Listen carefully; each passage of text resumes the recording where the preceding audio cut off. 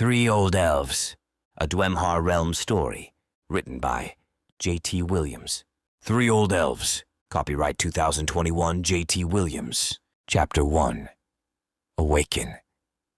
There is a melody in silence, a song heard only in the stillness of one's own self. A man can neither predict nor prevent the waves of shadow that come in and flow out, but they can prepare for that time.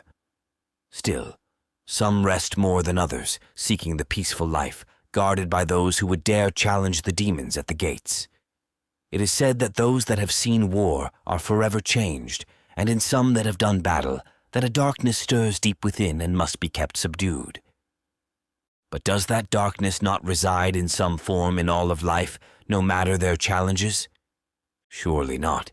For it is the creed of the warriors of Urlas that sanctity and innocence be guarded, that the demons be thrown back from the children of the woods. Peace is assured by preparing for the coming darkness, the call to battle. And so when the blood horns of the enemy sound, those that desire peace draw blades to meet them and assure that peace remains forever. Sayings of the ancient blade master of Urlas. Jalin was up before dawn. A blanket of starlight hung over the Urlas woodlands as fairies danced before the path to Lake Eldmer. The priestesses of Etha sung their twilight chants in the grand towers of High Urlas, their voices carrying across the shores of the pristine water as it rippled against the shoreline. He made his way across a bridge that would take him to a place in the forest he had went to for over 2,000 years without fail. It was his sacred hollow, his place of peace. Jalin was a blade of Urlas, a protector, a husband, and most importantly, a father. He had seen war. He sought understanding. Over the past few moons he had noticed a shroud on the edges of their land, a feeling that was not present in the decades before. He reached his hollow. It was a wooded glade with a large standing stone at its center. Several smaller stones made a stairwell up to the top of the tallest stone, and it is here that Jalin would sit and meditate. He adjusted the scabbard of his blade, unbuckling it from his waist, and sitting it on the stone as he knelt down and bowed. Glory to gods of the north, the watchful eyes of Etha, the sword of Kel, the hammer of Throka, the life force of Meridas, the lights of Wura, and the winds of Dim. He prostrated himself for a moment, kissing his blade, and then sat back up, looking out just over the treetops to the tall white pines of Urlas. Above the boughs of all the trees in the distance, the white pines were the greatest. They stood much taller than any other trees, and it was here that fairies would nest, giving the trees a distinct glow. The sky turned from dark to a soft purple towards the east. He closed his eyes and began to take a deep breath. "I am sorry to bother you," a voice said. Jalin opened his eyes. He knew the voice all too well. "Master Rooks," he said, looking down into the glade, "you must have reason to seek me here." He stood up, taking his sword in hand as he hurried down to his friend. Jalin bowed slightly. "Good morning to you. I did not think the children had lessons today, Swordmaster." Rooks shook his head. "No lessons, but I do not come to you because of them." Jalin caught a change in Rook's normal jovial tone. "Then what is it?" "Walk with me, brother." Master Rooks was the blade master of Urlas, a teacher to younger warriors and a decorated hero of the orc wars of the southern lands, though he didn't care to talk about that. While Rooks had taught Jalin as a younger warrior many things, they were good friends. Now, the swordmaster was busy with two of Jalin's own boys, a new generation to become blades of Urlas. But as they walked, Jalin noticed that Rooks seemed deeply disturbed. They came to a riverway that flowed down from the northern mountains. "You have sensed it. I know you have. A foreboding feeling." Rooks looked to him, and Jalin nodded. "Many have, I'm sure." Rooks shook his head. "No, not many, but those that have more than make up for the concern. Several archons question what it means. There was talk of having a council just for this, but our old friend sought us first. Rooks made a motion with his head, directing Jalin's attention up the river and to the one person Jalin didn't care to speak about. The shaman. What does that rambling thing want? Oh, I know you don't like him, but it must be said that the truth is, he came to High Urlas at midnight. There was a star burning high above, and though the oracles did not alert us to any grand disaster, the shaman said there is something of dire consequence. The babbling man who drinks too much distilled mushrooms? The man can barely prevent slurring his own speech, much less predict anything. The oracles confirmed it this morning. Confirmed what? That we're all having nightmares? Rooks stopped, putting his hand on Jalin's shoulder. When the orcs awakened in the south, we all dreamed it. Those oldest among us had the grandest of visions, and it was on a mere hint that we reached Demon Head when we did. Feelings are not mere abstract constructions. Something comes, my friend. The shaman has asked for you, I and Oar. Wasn't Oar drinking last night? Isn't he always? Rooks laughed. I still can't believe he reached High Archon, much less instructs new Archons as he does. It seems both my old friends have ascended to high positions here. I remain as I always have. Rooks laughed. You lucked out the best. 4 children. Some would say you have the best of luck. Jalin grinned. If only I can keep the oldest 2 from beating each other senseless with sticks. But I think my daughter is going to give Or a good deal of trouble when she comes of age. Good. He needs someone to keep him in line. I do worry of my place here. I already angered High Urlas by bringing in a woman not of elven blood, and further angered them by making her my wife and the mother to my children. I fear I will never find a high position of my own. Rooks shook his head. Positions, titles, they do not matter. You are a blade. You have seen many wars. You have secured peace. In the end, we must live with ourselves, and no outside label can help you with that. Master the inner war. Secure your own spiritual high ground. After so many years, you can still find wisdom for me. I just want to keep you on a straight path. We're overdue for a drinking game and a bit of gaming.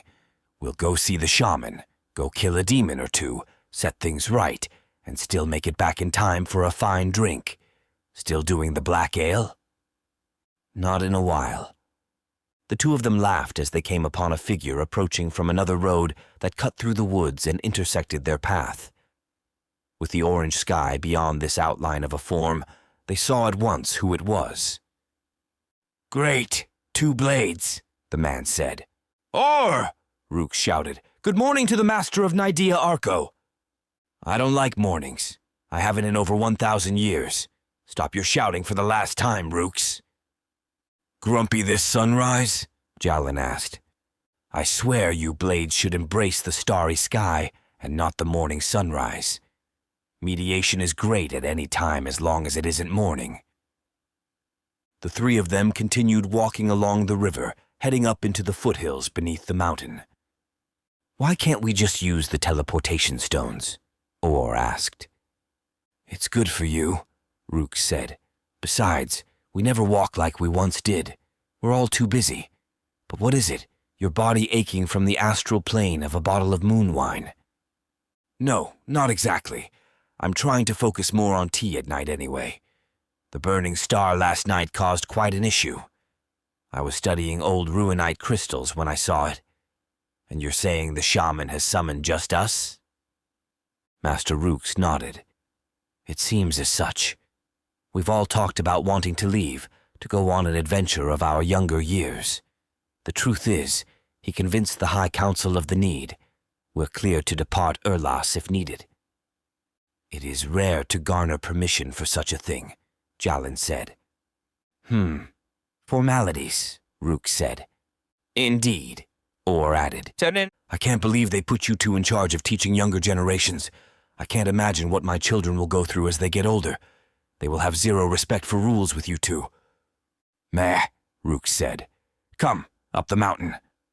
While Urlas had many teleportation altars, making it as simple as walking onto a stone platform to move across the woodlands.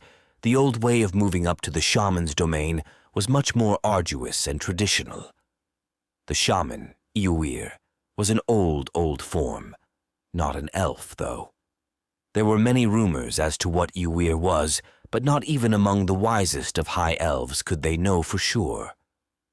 Urlas was a protected realm, a place of shelter and a place where not just anyone could come across their island in the far north. They were in their own realm, a protected place given to them by the gods from their actions in wars eons ago, well before even Jalin's lifetime.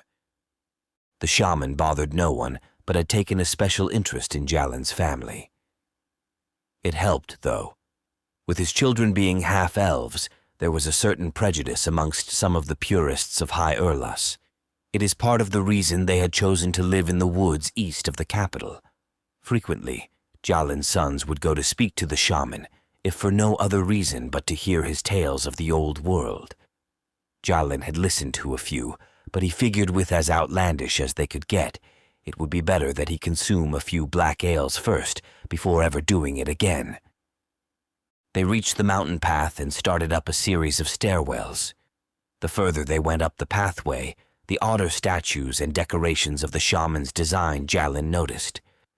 Tiny statues of fish, stag, hog, and at least 3 crabs along with several small pillars with glowing runes that were not elven. "Tell me," Or said, "how does the shaman have so many odd trinkets? The carved animals are creepy, and the rune stones are not something you can find in our land."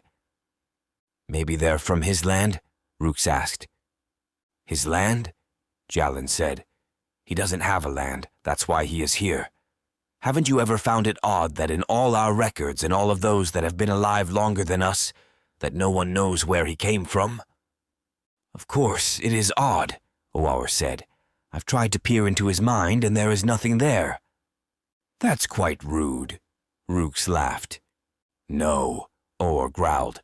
"I can't see beyond the mists that surround this place." He glanced around and shook his head. Jalin batted the mist, letting the ethereal-like substance roll between his open fingers. The final stairwell went through the encircling mists, rising up from the waterfall roaring to their left side. The shaman's domain was an odd place. Aside from the mists that Oar clearly didn't care for, as he walked faster than the rest of them, grumbling as he did, the air seemed much colder here than even on the borders of Urlas, where the snow-capped peaks met the glacial seas that surrounded their island home. But the view from this place could not be mistaken as anything but gorgeous. Jalin looked back over the woods and Lake Eldmer, seeing the glistening spires of High Urlas and beyond, the white pines that grew high above the boughs of the normal trees. This was his home, and he'd do anything to protect it, and those within it. "This time I have been waiting for you has been too long." The voice was sudden and stark. They had not even reached the summit to where the shaman's hovel was, but they heard his odd voice in the mists. The 3 of them stopped, looking into the mists. "Great Iuir, we come seeking your wisdom," Rook said. A hand emerged from the mists, and the shaman's staff flew into view. Like a strange spider emerging from its lair, the shaman's staff appeared first, and a long white hand gripped the top. The shaman shifted himself from whatever perch he sat on and balanced himself on his staff, standing higher than the 3 elves before him. 3 high elves of Urlas, if only there were 4 elves. You might be useful to me beyond what task I have for you now." "Yes, you will have to settle with us 3, Jalin said. "Jalin, this is the way to salvation. Your children have not come to see me in some time, are they well?" "They're fine. What is this about?" The shaman smirked. He moved his scraggly gray hair away from his eyes. His tanned skin and torn cloth clothing made it look like he was some beggar in a backwards port city, not a shaman or other wise person. As he lowered himself to the ground, the hint of spice and incense rolled off his body as he made a circle around each of them. "Should we not leave the stairs?" Or asked. Your home would be a more suiting place to discuss things. Would it? Uras asked. I do think that I am who called this meeting. Yes, I think so. There is no need, for I have spoken to those who dictate the rules here, and you three have come. There is a darkness coming. Something unexpected. Some enemy? Orcs? Dragons? Jalin asked. The shaman laughed. No, proud blade. No orcs for you. Perhaps not yet. No, he sighed. I have need of something. Then go get it, Or said. You are not a prisoner. Uras cracked his neck and glared at the Archon. If only you understood the plight of the shamans of the world, those that cannot leave as we'd wish. You can tell me of the movement of celestial bodies and the incantations of countless elements of the astral planes, yet you cannot see what is before you. Uras' lips creased into a smile. I guess it is as it should be. I need you to go to a small island in the more southern part of the glacial seas, an island with a vault beneath it. A vault? Jalin asked. More so, a repository, older than you, older than I. Then it is something prior to the creation of the glacial seas, prior to the flood? Uras asked. Yes, something of the Dwemhar of old, a scroll bound in gold and silver with an orange symbol of a lotus flower. That's specific, Rook said. Yes, it is, a scroll of clarity. My mind has become hazy, Uras began. I must keep watch, as is my sacred charge in Urlas, but I cannot do so. The signs in the heavens above have grown dimmer than they once were. The burning rock that appeared last night is reason for alarm, as it coincides with my inability to see as I must. So you send us three? Jalin asked. I would send your children, but they are far too young for such a task, but are much more preferred than dealing with you. Do not even speak of my children, Jalin demanded. Shall I speak of your wife, then? Would she not be better? His wife is not of concern to you, and I will not have you speak further of it, Or said. You high elves have always been quick to anger, Uras said. Jalin shook his head. Yes, well, leaving Urlas is not something done without great need. You asked for us, yet going to a library to get a scroll doesn't seem too difficult. Surely not for high elves, Uras said. I have already adjusted the runestones on the southern gate. High Urlas has been told and has sanctioned your exodus, as is the accordance of your laws here. I expect you will take no longer than necessary to complete your task. Where is it we're going? Rook asked. The island of Trava, a refuge of sorts for some, a fishing village for others. It is on the eastern side of this island that you'll find what I seek. The door is hidden. You will need to be able to see it. I can see hidden places, Or said. I must only know what I am searching for. Is it a veiling spell? A rune ward? The shaman pulled a small crystal from within his robes. You need this, he said with a slur. Where did you get a moon crystal from? Or asked. There are not moon crystals such as that in Urlas. I am old, child of the woods. I have much that not all know, and it does not matter. Your answer is vague, Or said. Do you not know how rare the Dwemhar crystals are? Yes. A silence fell between the four of them. Uras began to laugh. This is why I wanted you three. You still question, you still wonder. That is good.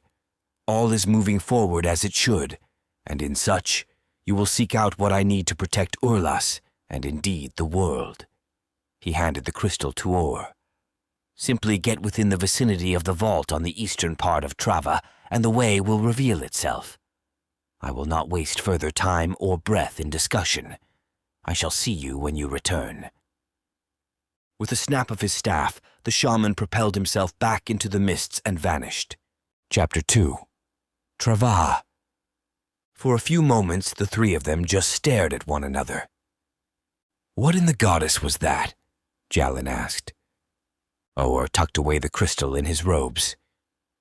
That was a trickster, the Archon said. I have always questioned what he was, aside from drunk. His random slurring of simple words is something we have seen in the tavern, but not in the temple to the goddess. He's no religious man. They began their way down. Not too far from where they were now, there was a teleportation circle. That'd be their way all the way down, a much quicker route. Religious man or not, Jalin said, I don't think he is drunk at all, but the truth is that man has no obvious origin in the annals of our people, and yet no one seems to have an issue with him. Urlas is a stronghold of protection, a place for all to come that know the way, Rook said. Jalin glared at his overly sarcastic friend as the swordmaster tried to contain his own smile. Come to Urlas, be safe, lay your head upon the bosom of— You can stop, Oar said. The goddess will pelt you with 1,000 stars if you keep up your jokes. 1,000? Only 1,000? He smacked Oor on the back. That's what we have you for. Back at Demon Head when those orc casters tried to call down hellfire. Not a single blast got through the Archon wards. Those were orcs, Oor pointed out, not an angry goddess. If you'd like to engage her in a show of power, just let me know. I'll move to another continent, and you can die. They reached the teleportation circle. It was a simple stone platform with several small rune stones and a simple purple crystal on top of a small pillar. As each of them stood atop it, Oor pressed one of the runes and then placed his hand on the crystal. They were wisped from the shaman's domain over to the southern side of Lake Eldmer. Gather your things, Oor said to both of them. We meet at the southern gate as soon as possible. The 3 elves nodded to one another and departed. Jalin would head home. Thankfully, this was not like the last time he had left, where he was not to return for several months. Going to Trava was going to be a simple jaunt, though a bit unexpected for his liking. Asterisk, asterisk, asterisk. He arrived at his home, a series of large trees that were connected into a multi-level dwelling. The main structure was actually a white pine that had released all of its power from the arcane wells. As such, it no longer glowed or looked like the larger white pines near High Urlas. Now, to prevent the death of the tree itself, it was engorged with new life from typical Urlas pine and a bit of magic. They had lived here for nearly 1,000 years. A long time, as most in the living realms call it, but a mere short time in the life of an elf. High elves were immortal. Though a well-placed blade could kill them just as easy as anyone else, time was a blessing. His own children were several hundred years old, but within their culture, they remained at home until they either took the trials of an Urlas Archon or a blade, thus taking their place in Urlas society and sworn to serve High Urlas wherever it was deemed necessary. His wife was not an elf, and though most knew her life had been lengthened by elven magic, her true purpose and place in the world was a secret. Urlas was a place of safety, for she was a Dwemhar, one of the ancient races of the world, formed first in the nothingness by the creator god. Her people had all but been destroyed, and it was during the Great Wars eons ago that the High Elves of Urlas gained their favor in the eyes of the gods and goddesses, thus being gifted their sacred realm. Jalin heard the clang of swords, but this did not raise any alarm in him. Instead of going in, he went around the back of his home to an area that he and his sons used many times for just what he expected to see as he came around the corner. His eldest son Taslun and his second-born Keelan were sparring. "You're slow!" Keelan shouted, bursting forward with his blade in a forward angle. Taslun sidestepped, bringing his blade into a high parry as he let Keelan's blade pass behind him before countering with a short jab of the base of his sword, nearly cracking Keelan in the face. Keelan lunged backwards, forcing Taslun to parry into a low guard before his younger brother feinted, moving his blade nearly in a sudden thrust, only a finger length from Taslun's neck. Jalin watched as Taslun fell back several paces, falling into a guarded stance as Keelan made a half-moon pace, taunting. Elder but slower. That's what they'll remember about Shaman of Urlas. Keelan laughed. At least they'll remember me. The two returned to their duel, ignoring their father's arrival, and that was just as he'd have it. His third son, Kalak, was reading a scroll sitting on the steps of their home. Reading lore or astronomy? He asked him. Kalak was at the age where all of his studies were working on his mind, not his blade work, a necessary part of training for all elves. Of the gods, Dimn, actually. Did you know that his domain sits upon the clouds high above the northern part of the glacial seas? I have heard such, but have never seen it. Not just anyone is allowed into a realm of a god. Kalak laughed. I'd like to go there. He saw his wife and only daughter, Alri, seated at a stone table not too far from the sparring area. How was your meditation? Alri asked. Good, good. Always a great way to start your morning. His wife's eyes traced to his. They stared for a moment, and she stood, going into their home. He knew exactly why she did this even without her psionic powers. Alri was carving runes into her staff. Mother says you're leaving, Alri said, not taking her attention from her work. Did she? She did, Alri nodded. You know how she is with her visions. Oh, do I? He laughed to himself. Do you know how long you'll be gone? Alri asked. I don't, but it shouldn't be too long. You know this how? You're like Mother now? She looked at him with a cocky smile. You just keep to your carving, young one. They both smiled at one another. Now let me go speak with her. I think you'll be in trouble, Alri teased. He entered into their house, following up a stone spiral staircase to the upper level. Here he paused a moment as the early morning sun cut through the pines outside, light illuminating his love. He took a moment to live in this second of time as she spoke without turning her head to him. She knew he was there.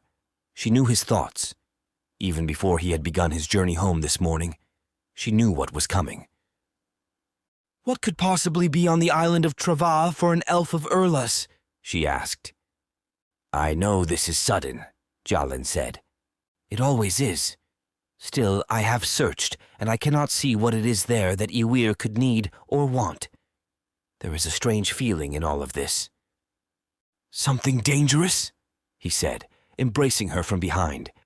Something that would rip me from this life and require you to descend into the pits of Vanku to pull my lifeless body from the river of souls? Like I would do that. You better convince one of our sons to do something that crazy. Maybe Keelan? You know how he is. They both laughed. She turned, putting her head on his chest as she embraced him tighter. No, she went on. I was watching the young ones, assisting Alri, and... She paused. I just felt something. The nightmares continue. I see something just on the edge of our lives, and last night I saw the southern lands, the deserts. I just don't know. Should I not go? While the shaman Ywir would not be one that Jalin should ignore, he had learned some time ago that in many instances his wife's hunches were generally right. No, you should. Keep your eyes open to whoever you meet. Embrace them. Perhaps we'll see something of where our fate is to lead us. I feel this is important. But Trava, I see it as it was before, prior to the flooding of the lands. Trava was the peak of a mountain range. Where you go is Dwemhar, though those of the island have likely forgotten it. Haven't most? He pulled her close, kissing her lips. She returned the kiss. Yes, most. The others will be waiting. She was referring to Rooks and Or. I'll gather my things then. She went over to a table. Already done. She pushed a bag to him with his traveling tunic. Don't get it bloody this time. I'll do my best. He embraced her again and went downstairs. His sons were still sparring and studying their crafts. Alri was still working. Jalin smiled and left his home, but already he was eager to return. The Urlas woodlands had 2 exits, By sea, that would take them outside of the protected realm and directly into the waters that surrounded their island home, which was in furthest reaches of the glacial seas, or the stone passage that would allow them to directly travel to where they sought to go. In this case, their journey would take advantage of that. His friends were waiting for him on the shores of Lake Eldmer. "I was wondering if you'd take any longer," Rook said. The swordmaster was wearing his dark leather armor. Even as a blade, Rook's never really cared for actual metal armor. "Don't look at me like that," Rook said. "Besides, we're not going to battle, we're going to find a scroll. Not too difficult." "Yes, not at all," Orr said. "Is Alri carving runes this morning?" "She was, actually," Jalin said. "Good. At least my students were doing what they're supposed to." They began towards the docks and one of several large boats made of black wood. While the passage through the gateway was possible with the smaller vessels used in the lake, the seas on the other side would not be so forgiving. These black boats were the ideal vessel for their journey. As Rooks and Jalin boarded the vessel, Orr ran over to the controls of the gateway, moving several runestone keys into place before the door cracked open and a flow of water poured into the lake. Jalin began to pull up the mainsail as Orr boarded. Rooks was at the helm as they drifted backwards. On the shore, several elves witnessed their exodus. "Don't worry, I spoke with High Urlas," Orr said. "They're telling the others that we are seeking Archon crystals in a known cave in the far north." "So they're lying," Jalin said. "Of course they are. That's what they do. The only elf you can trust is the one that's standing next to you," Rook said. "Are you not both on the High Council?" Jalin asked, already knowing the answer. "Yes," Orr said. "More of a reason that you should trust us that any governing body, be it man, dwarf, elf, or dragonborn, is likely lying. We just lie less." "I feel so safe," Jalin said, laughing. "Good," Rook said, "because I haven't sailed in a very long time." Their vessel rocked back and forth in the disturbed waters of the lake as a soft blue glow came from the gateway. The water was settling, and even without wind, the vessel drifted towards the passage. "Ever been to Trava?" Jalin asked. "I try not to freeze to death," Orr said. "So, no." Their vessel moved into the passage, and as the aft of the vessel passed the border of the lake and the gateway, it shook. Jalin gripped the railings as the vessel picked up speed, moving towards a bright light at the other side. Another jolt moved him forward, and icy wind cut through him. He pulled the sails up as the ship rocked in the ocean. He looked behind him to see the passage close. Oauer tossed several crystals behind them and said some incantation under his breath. The crystals fused, and a golden rope attached itself to the ship. As they sailed forward, the ropes fell into the water. "Our way home, nigh unbreakable," Orr said. The rope would allow them to find the portal back to their home. Ahead of them, there was a large rocky island with green trees on one side. Though, in the desolate glacial seas, with not so much of another island within sight, Trava wasn't actually that big at all. There was a small town built around a natural harbor on the lower side of the mountainous terrain. Aur created a static fireball with his staff to keep warm.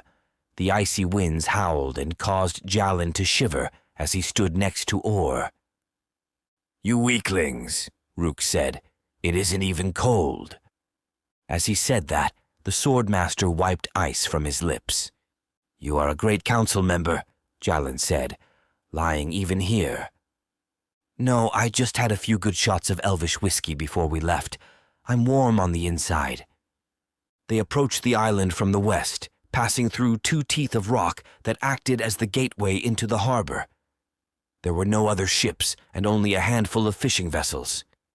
Ice was built up along the shorelines, and their boat came to rest against a makeshift timber dock some distance from the shore.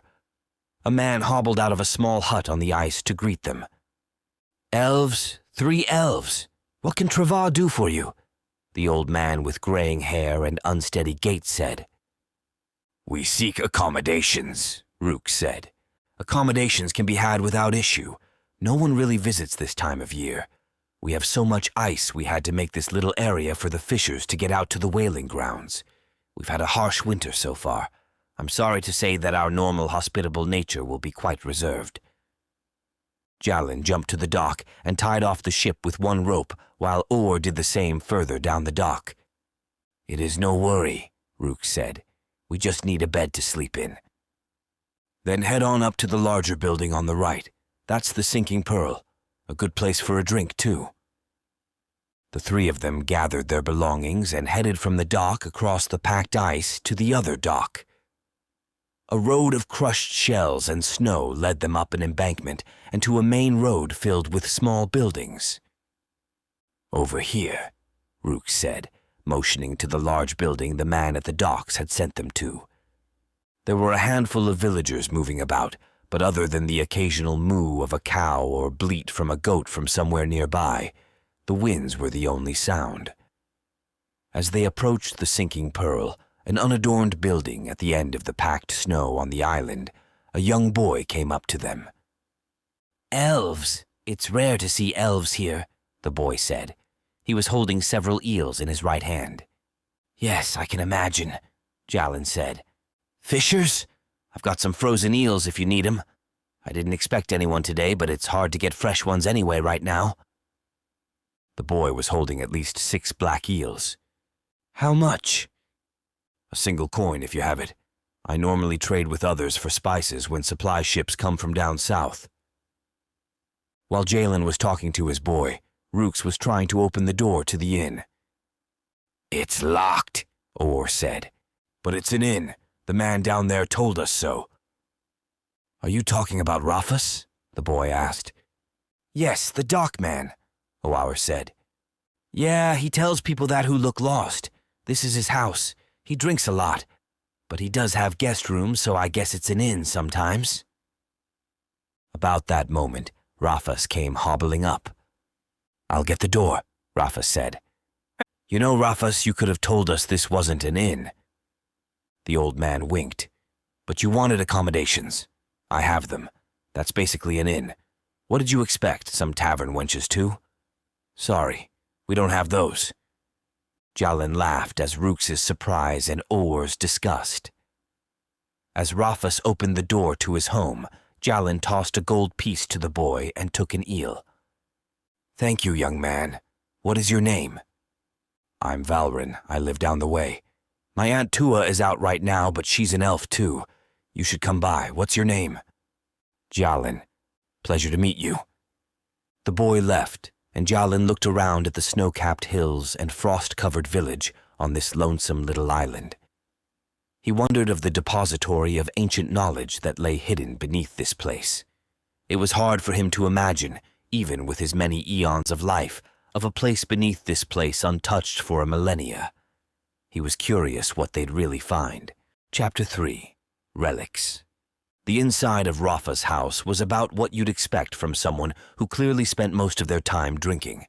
Empty bottles lined walls of the 2-bedroom house. While there was an upstairs loft with 3 beds, the downstairs had one small bed in a corner, with several bottles strewn about the floor beside it. The house was dank, dark, and as the 3 elves watched Rafa's attempt to light kindling in a fireplace, Jalin wondered if this was the best choice for them. Just a bit. The wood is taking a while to catch, Rafa said. Excuse me, Or said to him. Rafa stepped back as the Archon sent a spark into the fireplace, catching the wood immediately. Oh, now that's nice. Quite nice. Rafus took a swig from a nearby bottle and pointed upstairs. You can sleep up there. My 3 boys' beds. They were adventurers like you, but then well. His voice became soft, and he took another swig from his bottle. Good, thank you, Rook said. The 3 of them went upstairs, and Aur sat on the first bed, pulling out the Dwemhar crystal. It'll take moonlight, he told them. Moonlight will be the key to figuring out where we need to go. This is a guide stone. Moonlight will awaken its power, and as we get closer to the hidden door, it should either float towards it or vibrate in my hand." "So we have a few hours," Jalin said. Rooks was watching Rafus down below as he began tending to a pot of water by the fire. "Not quite an inn," he told the others, "but it'll do. We won't be here too long anyway."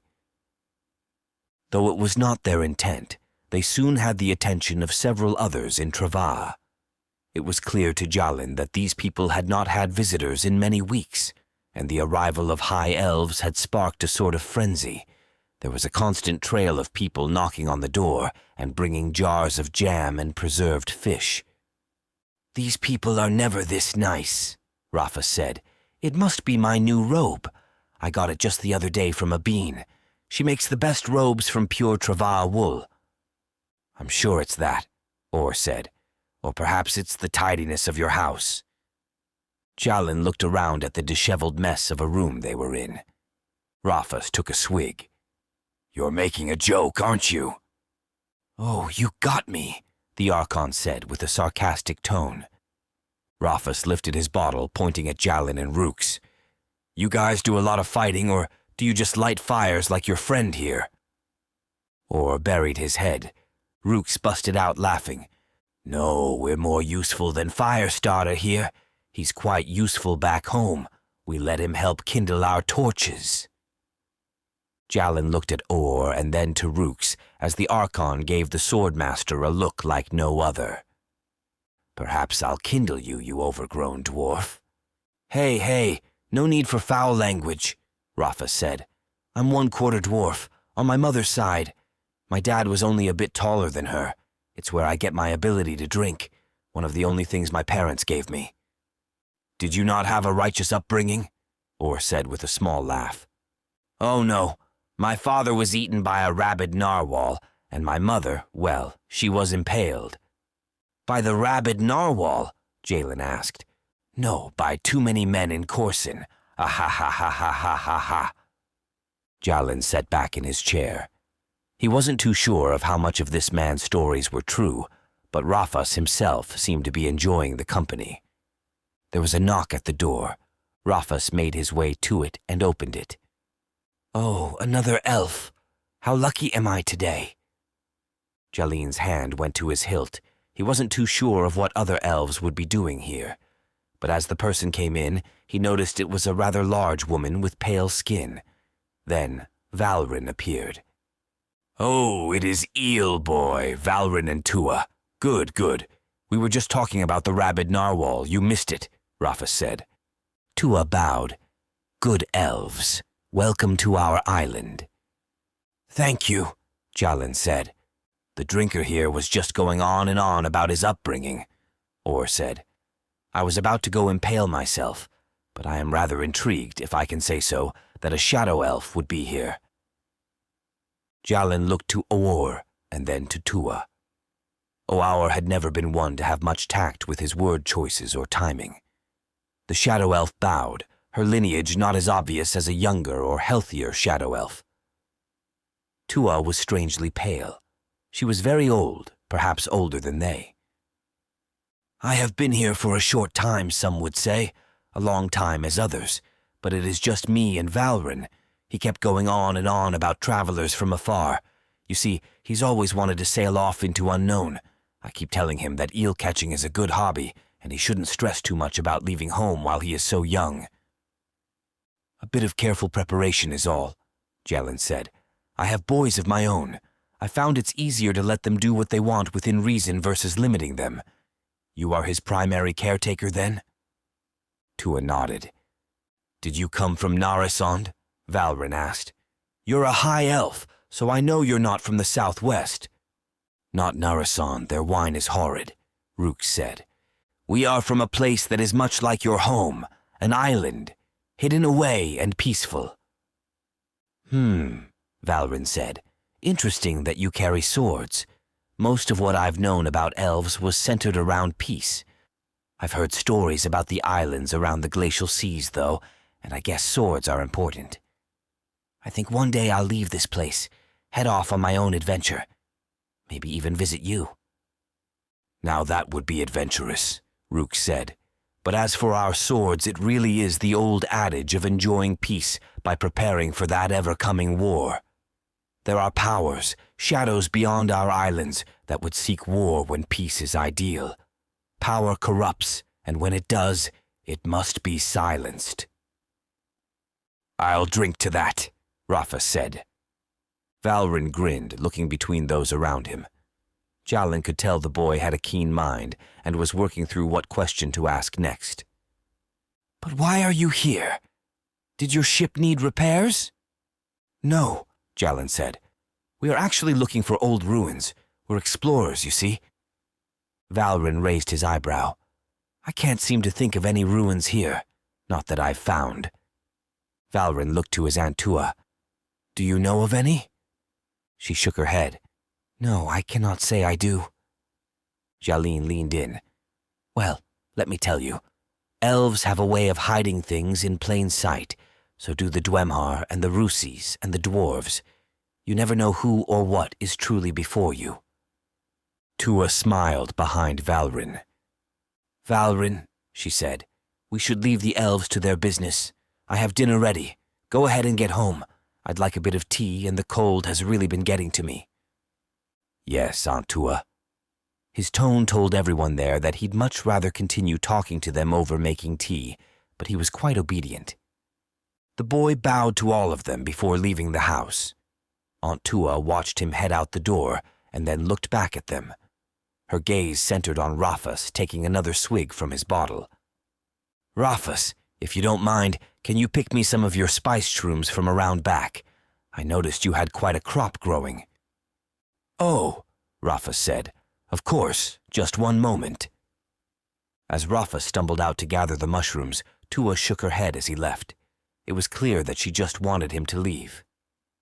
High Elves of Urlas on Trava, rare to be seen in more hospitable places of the world, very rare for an island like this. Rook smiled. You recognize the swords? Ruinite is a prized metal, even in the Shadowlands. If you're looking for ruins, they are here, though I do not know where the entrance is. That is not my charge on Trava. Your boy grows well, but I can't help but notice that he is not an elf, Jalin said. Tua shook her head. No, not at all, though your stories no doubt entertain him.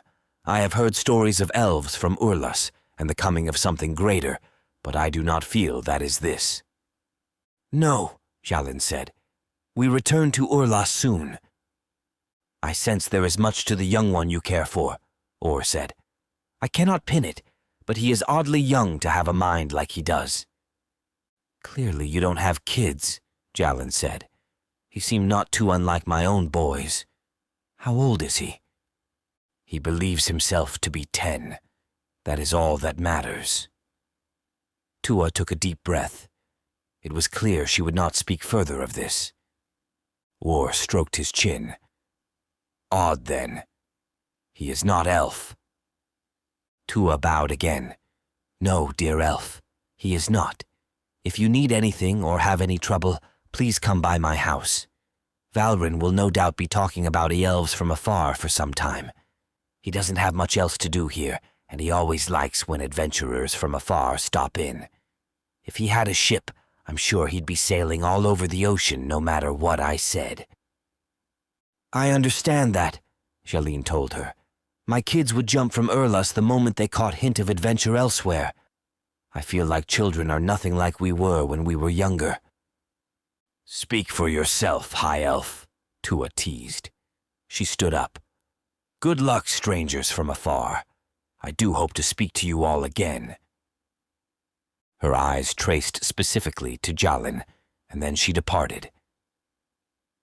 Jalin overheard Tua and Rafa speaking about mushrooms just outside the door. He noticed that the sky was darkening. There was no storm growing on the horizon, but simply the fact that it was the time of year when there was very little daylight here in the glacial seas.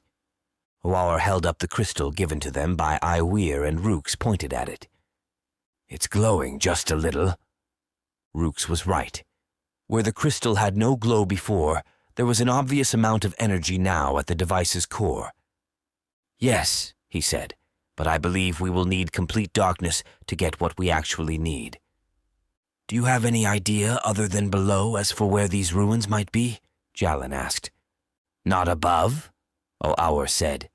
"Regardless, I have no doubt we will be able to find it. This island is not very big."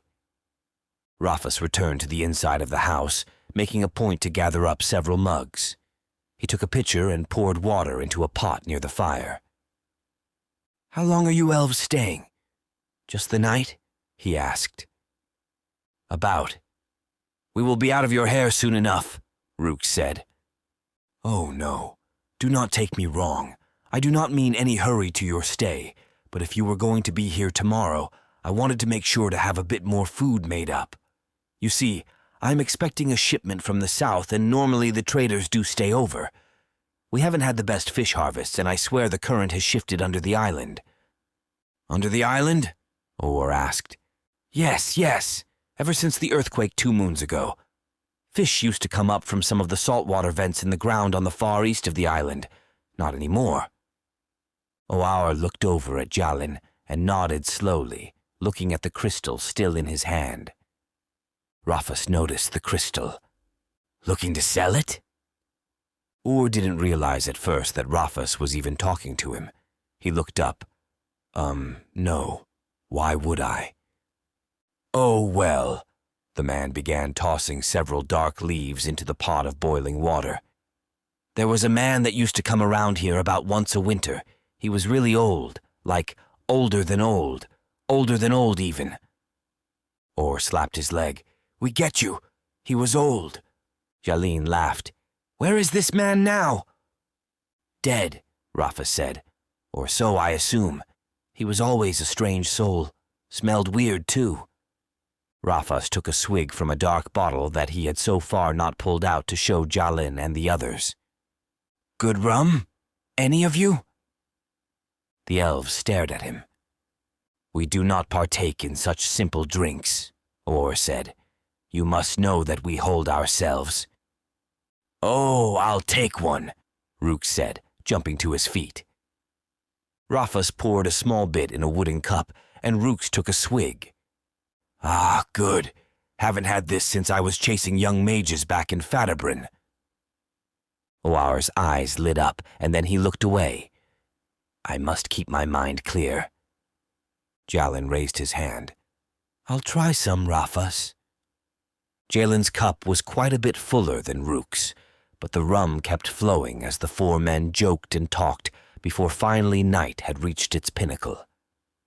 Rafus had long passed out where he had been cooking, and Jalin made a point to cover him up with a random sackcloth he found on a shelf. Jalin slipped outside to join Aur and Rooks. "Tend to the drunkard?" Aur asked.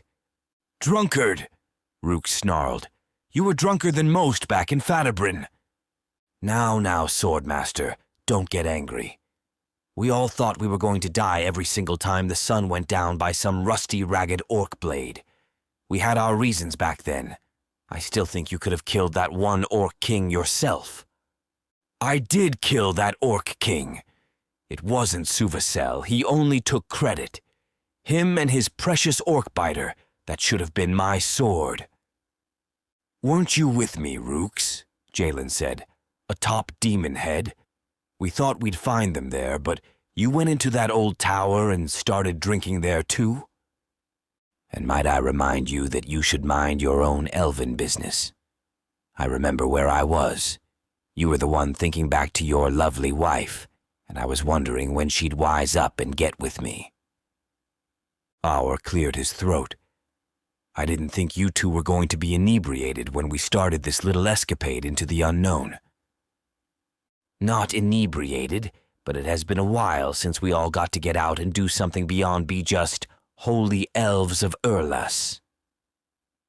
"Yes, well, I'll teach your daughter to be more straightforward with her intentions than her father." Rook slapped the Archon in the back. "Come now, wizard. You know you don't want to be late to the adventure. We need to get going. I know you wizards are never late." "I'm not a wizard. I actually take pride in my studies, and I could never wear the hat. But come now, rum ramblers. Let's make our way east." They left the inn-house and made their way along the water to a split in the road that took them in an eastern direction towards a long line of trees. The island of Trava was not very large at all, but the incline on the outer portions of the rocky isle made it difficult to move quickly. Oar led them with Rooks in the middle and Jalin watching from behind. He looked back down to Trava, taking note of the glistening moon on the bay of the island. As a cold glacial sea breeze blew through his hair, he thought back home for a moment. Even being away from Urlas and doing as he did when he was much younger with his two old friends, he thought of his children and his wife. As much as he had wanted to come here, he already wanted to be back with them, but he had a duty, and he would see to it. He looked back up to see that Rooks and Aur had already gotten a good distance further up than him. Through the lines of trees, they came up to a lip in the rock, a precipice and high point of the island. From here they could see that this stone went around the entire island, sloping down beneath them to several large and crumbled pillars of sea rock. "This was a wall," Aur said. "This is not a natural island at all." "We knew this," Rook said. I know, but I didn't expect to be able to see it so clear. We are standing on something that was likely built even before the foundations of Urlas. If it is here now and the seas were all land, this was once a great wall looking over an expanse unlike anything we've seen before." The Archon looked to Jalin. "But," he said, pulling out the crystal, "let's see if we can sort out where we actually need to go." He held up the glowing crystal, slowly moving in a circle until the crystal began to glow brighter, vibrating even as he pointed directly off towards the east and down the slope of the island. "Of course," Rook said. "Oh, this is going to be easy." "Excuse me," Jalin said. The elf leaped down the side of the embankment, sliding as he did and leaving the other two above him. He slid to a landing, driving his boot against a rock and just catching himself before he went up and over to another sharper dive that would have taken him into the rocks far below. Rooks followed, making it about to where Jalin was as the Archon showed off his own powers by using his staff to levitate down to their level at a calm pace that barely rustled his hair. "Yes, we see you, O Archon of Ether's breast, now come before us in all your grandeur." "That is blasphemy," Oor said. "Yes? Well, Kel will forgive me." Oor floated just beside Jalin and then kept floating downward, the crystal in his hand glowing brighter. "Down here, my elven kin," he said at last, now nearly so far down that they could no longer see him. "How does he suppose we get down there?" Rook said. "I can barely see him. Hey, oh, not a wizard. Mind helping your agile but not magically gifted friends here?" Jalin felt his body become light as the Archon manipulated the air around them, lifting both him and Rooks up and then slowly lowering them down. "I could have done this from the start, but you two wanted to jump." Jalin looked around the rocks that weren't visible from where he was, and especially from his place up on the high point of Trava. There seemed to be several large stones that had cracked, forming a crevasse revealing a path leading into a cave of some sort. Water was rising up and out of the cave, and a large whirlpool was off to the side of the entrance. "I wonder if that changed their tides," Jalin asked. "Likely," Oor said. "Still, it looks like," he leaned down into the cave opening. "I see a path beyond. It goes back up and likely deeper in." "Also reminds me of Fadabrin mages," Rook said, laughing. "You know," Oor shook his head, "for a swordmaster of Urlas, you've got the mind of some young dwarf when he gets too close to a gold-filled mine." Rook spat. "Don't compare me to one of those. That's just gross, wizard." Rooks reached into his tunic, pulling out a small crystal of his own to light his way as it seemed he was going in first. Owawa pointed to his staff, and a glimmer of light was beginning to grow brighter. No, wizard, don't want to trouble you. It's time I do something properly for myself. Come, Jalin." Jalin looked at Or, who motioned for him to hurry past, resting his staff in the crux of his arm. Rooks was already moving over several crabs, who snapped at his feet. Jalin looked down in the crevice, the ocean churning beneath his feet as he jumped over a small opening and slid on algae that ran along a flat stone. He caught himself, leaping up to join Rooks, who was already eyeing his next jump upwards. From afar, the pathway they spotted on the outside didn't seem that far, but once they were in the cave itself, it was clear that their eyes were tricking them. With Rooks and Jalin both on the upper level, Aur made a point to again use his powers to levitate up to their level. "It is far too slow to take your path," the Archon laughed. "Remind me of this when you're all out of energy and you're acting like you're dying, laying on a rock while us blades defeat the enemy." "I will remind you that I do not typically tire like other Archons when you're actually dying and need my mending abilities." Jalin laughed. "Oh," Rook said, siding with the Archon. Jalin shook his head. "No, I'm just happy that our enemies should be few and unfound within a sealed cavern. We get in, we get Eowyr's scroll, then we have a bit more rum with Rafus before we head back home. Sounds good." Powers or not, it did make the most sense for Aur to lead them, considering he did have a torch of sorts, and Rooks's crystal wasn't nearly as effective in lighting their way as the Archon's staff. The cave walls were dripping with moisture and smelled of fish and mold. Jalin looked at the walls themselves. This was nothing like a cave you'd find in a mountain hold or a mine that had been delved into by dwarven pickaxes. The sea rock at their feet was forced up and around them. Sheer stone had pushed this path up from Jalen's own observation. While there were many seashells at the entrance, there were bones of creatures here that were still decaying. In a wet environment open to ocean, crabs would have carried off most of the waste by now. No, this was no ancient cave just hidden and waiting to be found, but a recent arrival to the lands above the ocean. This pathway to wherever it was they were going was no doubt related to the change in the currents around the island, as Rafus had mentioned. "A door," Or said, walking faster down what seemed to be a narrowing passage. Jalin and Rooks both paused just outside the glow of Or's staff as the Archon studied the symbols on the door. "Not written by elf or dwarf," he said, moving his fingers about the script. "This is Dwemhar old, but Dwemhar nonetheless.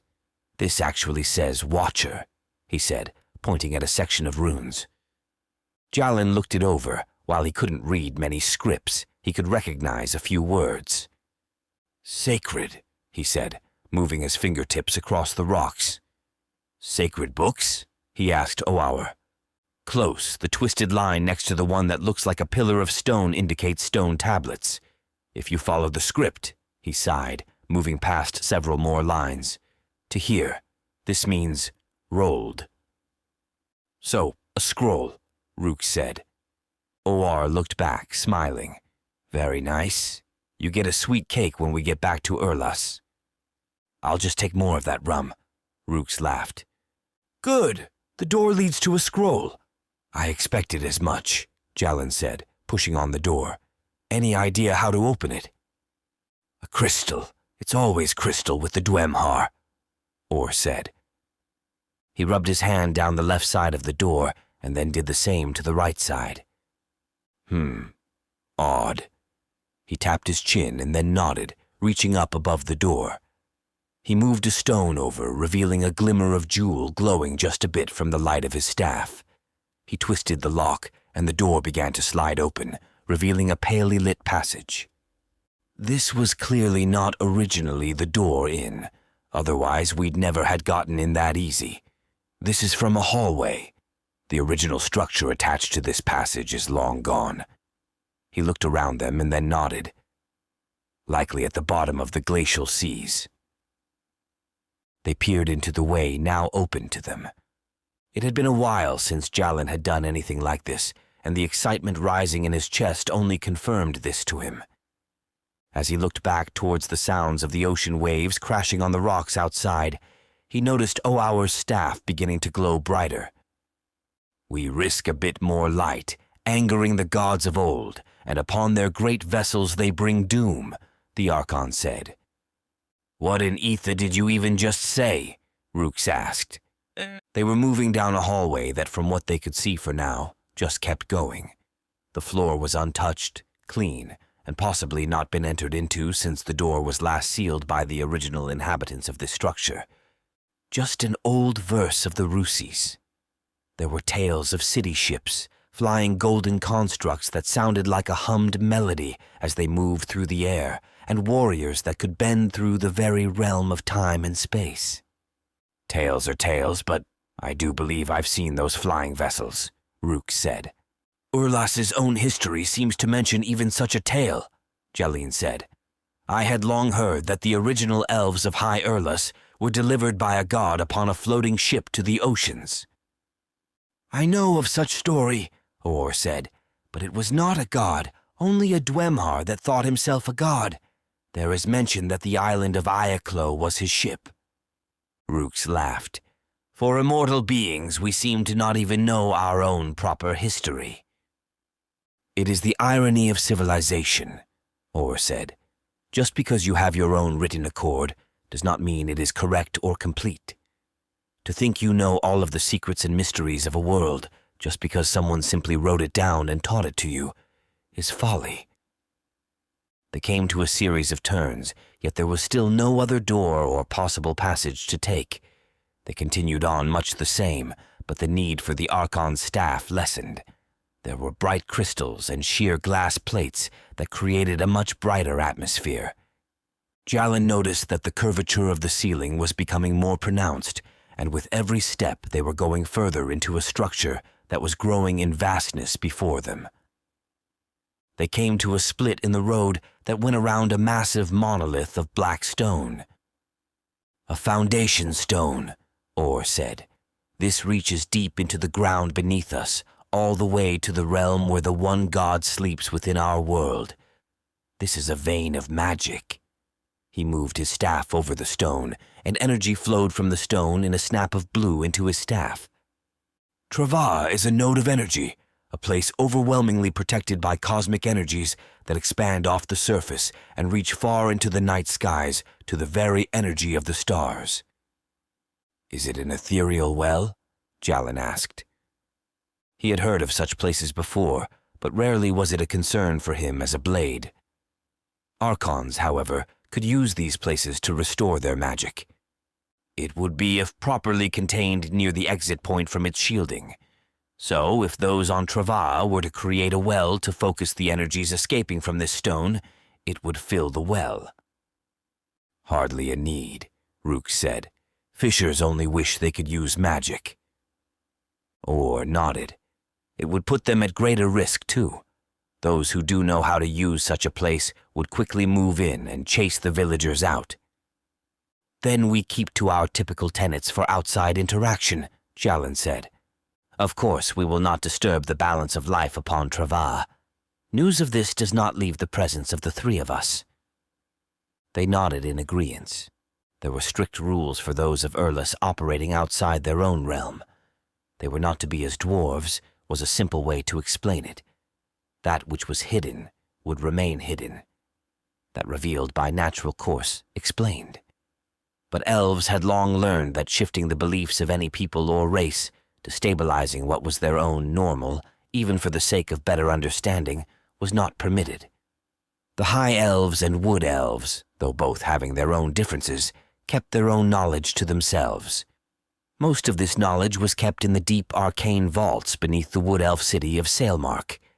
In the vacuum of power left from the fall of the early Dwemhar and Rusa's civilizations, it was the elves and dwarves that took the mantles of the greater races. Though dwarves were notorious about taking what was in the world and not caring for what resulted. Elves protected such knowledge, and in such, considering the vast powers of stories they had uncovered, even protected the dwarves along with every other race beneath the skies of the world. Jalin heard a whisper in the air. His hand went to the hilt of his sword. Rooks sensed his movement and did the same. "What is it?" "A voice," Jalin said, "but I cannot discern if it is speaking at us or—" He heard it again, but this time Or tapped his staff. The Archon wove a spell with the tip of his staff, forming a ball of energy before them. The spell crackled, spinning within itself. Cursed words need not be heard to be effective. We move forward. Something awakes. As the Archon walked forward, Jalin kept his hand on his hilt, as did Rooks. The spell Or wove followed behind them. Jalin stared up, noticing that the vaulted ceiling was beginning to curve back down towards them. Narrowing his focus, he could see a long line of crystals along the ceiling that seemed to flash just a glimmer as they walked beneath them. They were being watched, but by who none of them knew or could guess. "Are we sure this place has been sealed?" "We are sure that it has been sealed up to recently. Perhaps, however, it was unexpectedly sealed and there were occupants inside," Or suggested. "I see no sign of fire or debris," Rook said, "nor do I smell any evidence of life. The entire place just smells, well, clean." Just like the elemental laboratories of the Rusis, there exists methods of cleaning that did not require a sprite with a broom or a young elf with a cloth. Though, this place is sleeping.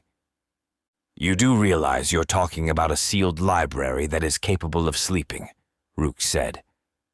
"I haven't seen any books," Jalin said. "Soon, Master Blades," Or said. "And by sleeping I mean that the energy systems of the structure have fallen into disuse. The moon crystals powering it have not seen moonlight in so long we are walking in a catacomb of the old world." They came to a door, the first since they had entered into the underground complex. Or began studying it, using the light from his staff. "Damn shaman," Or said. "What is it?" Jalin asked. "You'd think he'd give us a bit of advice beyond what he did. This is a whisper lock." "Whisper lock?" Rooks asked. "Yes," Or said. He rubbed his finger across a series of rigid stone on a crystal-lined switch. He closed his eyes, humming.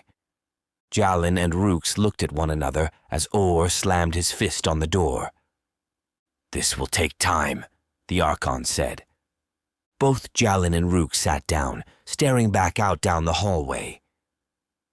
Jalin cycled his breathing, taking a deep breath, holding it, exhaling it, and then holding it again. He closed his eyes, doing it again and again. He heard a slap and opened his eyes for a moment. Aur, frazzled by what he called a whisper lock, turned to casting several flare lights above the door as he made several whispering incantations while moving his hands around the door. "Whisper locks are not common," the Archon said. "You rub the stone with 2 fingers while humming. The ridges of the stone signal for you to change the pitch of your hum, and it requires doing over and over as you then attempt to enter a meditative state. Once in the meditative state, the door will open. But," he paused. Both Rooks and Jalin stood up, assuming the Archon might need something or for their assistance. But Or just stared at them, clenching his own lips together. "Tell us now. You're like a bad scriber who promises a new scroll and then doesn't deliver for a millennia. I'm still waiting on Marson of Eliadel to finish the lay of the glacial winter," Rooks said. "I took the wrong mushrooms last night." Rooks and Jalin stared at him. Rooks burst out laughing. "You're too enhanced to do it." Jalin chuckled. Rooks slapped his own leg, now red in his face, with tears falling down his cheeks. "Oh, by Etha's ethereal hands, this is hilarious." "Silence, Blade Master," Or said. "We still need in." "I'll try," Jalin said. "I start my mornings off with this kind of thing." "With whisper locks or mushrooms?" Rooks asked. Or glared at him. Okay, I'll stop." Or motioned for Jalin to approach the door. Jalin touched the stone. Taking a deep breath, he closed his eyes and began to feel the ridges as Or was before. "Just hum a simple chant. As the stone goes down, you move your octave down and up the same. You do this over and over, and then attempt to meditate. Normally, this is not something on a door, but actually on a crystal tablet. But the same process works in both places. It's a whisper lock, and assures that only those of a certain psionic attunement can access the information. That does make sense for the shaman, Rook said. That man stays in a constant state of meditation or intoxication. I'm not sure which. Oar nodded. I could do it if not for the effect of the mushrooms, but Jalin's wife, an actual Dwemhar, could easily open this with her abilities. Dwemhar, Rook said. Can you imagine if we'd had them during the Orc Wars? Yes, Or said. They'd use their powers to throw us elves down the ravines to meet the orcs head-on, while they floated above casting their magic beneath them. Hard to expect them to actually do the dirty work. Said from the one of the 3 elves here who floats around with their magic and doesn't actually strike the enemy. Jalin looked back at them. Quiet? Is it possible for you to be quiet? Testy, Rook said. Jalin began what would be his 8th attempt. He hummed, feeling the stone with his 2 fingers and beginning to feel a rhythm to his hum. It wasn't there at first, but as he did it over and over, he began to hear something. It was almost like a chant that the priestesses of Ether would do on certain nights when the moon was veiled and the stars shined brighter. As he did it over and over, he focused his eyes shut. He began to hear just the hum he had been doing, but no longer was he producing the sound.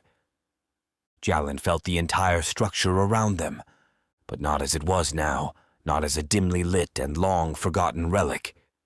He saw the sheer stone walls as sheen, glowing gray stone.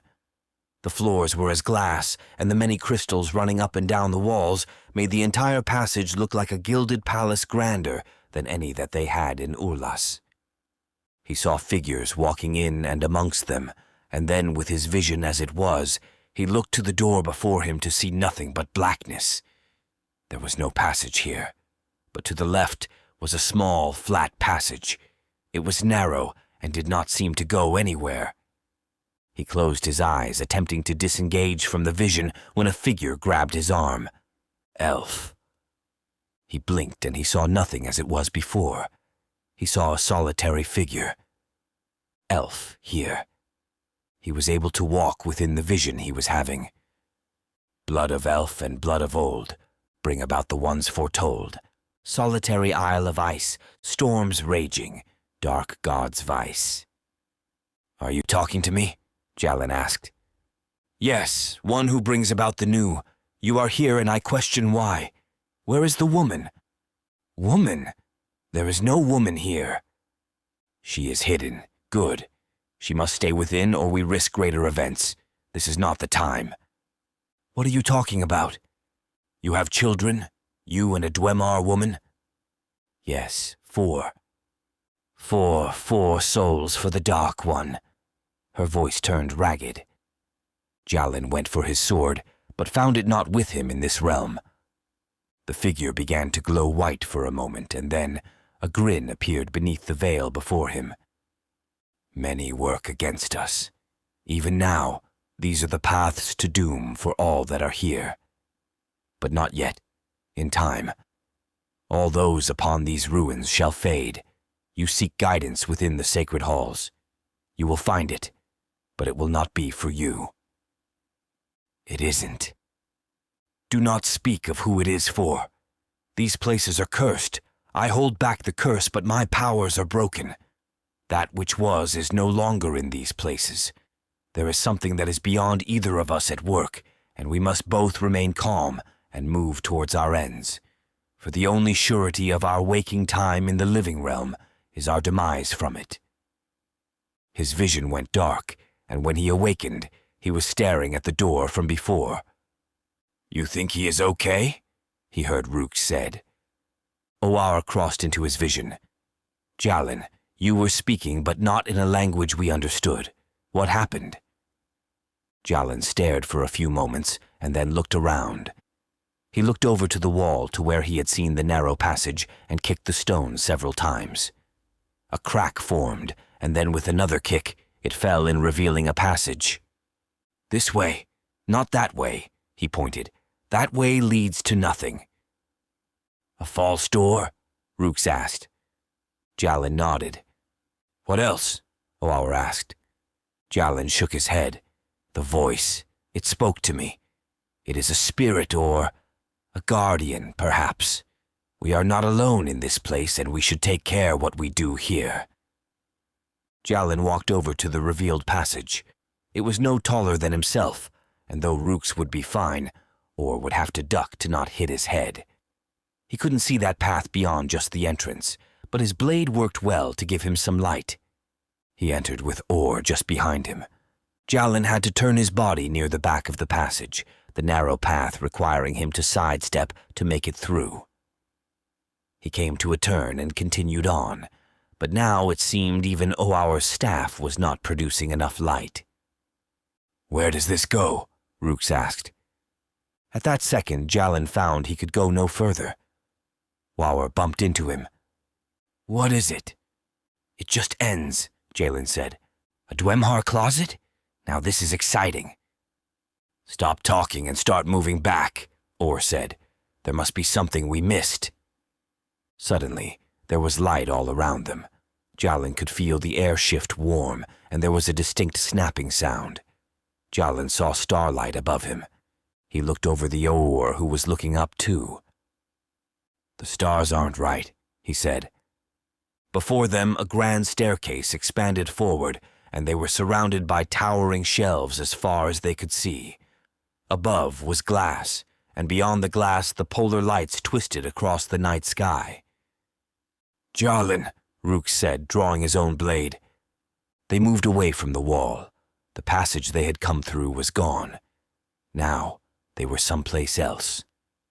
Jalin did see the same crystals as they had seen before, but here they weren't even underground anymore. Jalin moved left as Rooks went right, moving through the passes as the Archon came to a center portion of the floor at the top of the stairwell. Oaur pulled out the crystal, and as he walked towards the stairwell, the crystal began to pulsate. "We go this way," he said. His voice echoed around the room. Jalin and Rooks fell back beside the Archon. The place was still. While they did not expect wind or anything else, the very walls on the far borders of the structure seemed strange. There was no uniformity to them. They looked almost like palpable fog. The stacks of parchments were built up so high it was almost impossible to imagine how anyone would be able to even retrieve these books without a series of acrobatic moves or some other wizardry that Jalin didn't know. Ahead, Jalin could see a series of simple wooden tables and one of several scrolls laid out on each of them. The tables themselves were glowing. Oaur went to the first of the four and then stood back. "Hex guards!" he said, motioning them back. "Stay away! I will navigate these by myself." Jalin and Rooks both did as the Archon commanded. Though they all had good fun making fun of one another, when it came time to actually work, the Master Archon trumped them many times over when it came to arcane knowledge. A hex guard was a type of magic meant to capture someone like an Archon, but to a blade or something else, it was almost always an automatic casting. The setup seemed simple enough, but the trick was that there were actually innumerable tables shifting and moving around the Archon. It was difficult to see to those that were outside the border of the tables, but there were little flashes that Jalin could just make out. "What in ether is this place?" Rooks asked. "We were in a hallway, and now we're in some grand designed library. And the stars aren't right. They look nothing like they should for this region of the glacial seas." "I don't think we're near Trava anymore," Jalin said. "But this does seem to be the place where we can find the scroll." Oaur was nearly at the center of the tables, and in a few moments the glowing of most of the tables stopped. Oaur lifted up the crystal given to them by the shaman, and it shattered, the shards shredding the final table and revealing a small box sitting just beneath the table. "It's like it was just left here," Rooks said. "Who hides a scroll under a table?" It's an astral lock, Or shouted. We must take it outside, otherwise the puzzle will remain unsolvable. We need starlight. Or went to step away when the entire floor trembled and cracked. In a flash of dust and light, the Archon was gone. Rooks and Jalin both jumped forward, looking over the edge. Nothing. "This is a trick!" Rook shouted. "Some strange trick." Jalin closed his eyes. He could feel a presence all around them. It was not at all welcoming, and it seemed that beyond it, he could feel nothing at all. "Demon craft," Rook said. "Back up the stairs now." They fled back up the stairwell, leaping over multiple steps in single bounds as they closed the distance in half the time it took them to walk down. But as they reached the top of the stairs, they saw the sea. Around them was the ruined stone they had seen outside of the ruined compound. It was Trava, but at the same time, the sky was red, and fires burned on distant islands that they had not seen when they were on Trava before. Jalin looked back down the way they had come and jumped back downward. Oar was there, but he was surrounded. They were in the library like before, but now instead of clear skies out all of the windows, they saw billowing smoke. The Archon was surrounded by snarling figures, looking quite elven at first glance, but covered in black scales and growling like beasts. They were upon Rooks and Jalin. Both the blades fell into guarded stances, their blades above their heads just a bit. "Just like the orcs," Jalin said.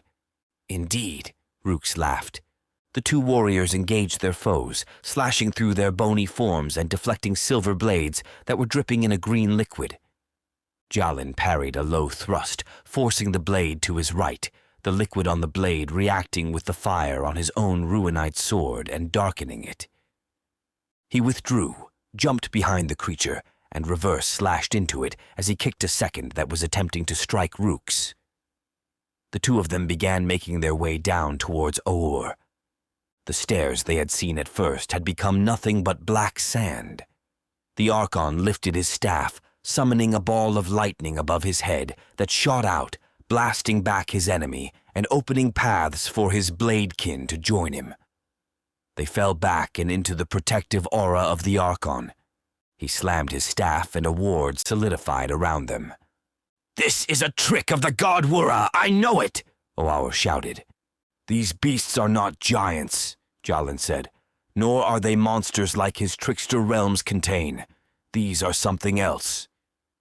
"I don't give a care what these are, but your ward won't hold forever," Rooks shouted. "How did you fall down and end up in the same place you were before?" Or tapped the scroll he was holding in the crux of his arm. "I didn't fall like you saw.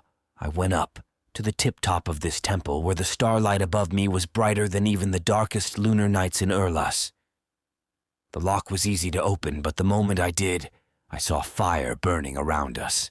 I could see you two standing upon Trava, but now we are back in this place." A host of figures appeared, walking through the ward Oor had set.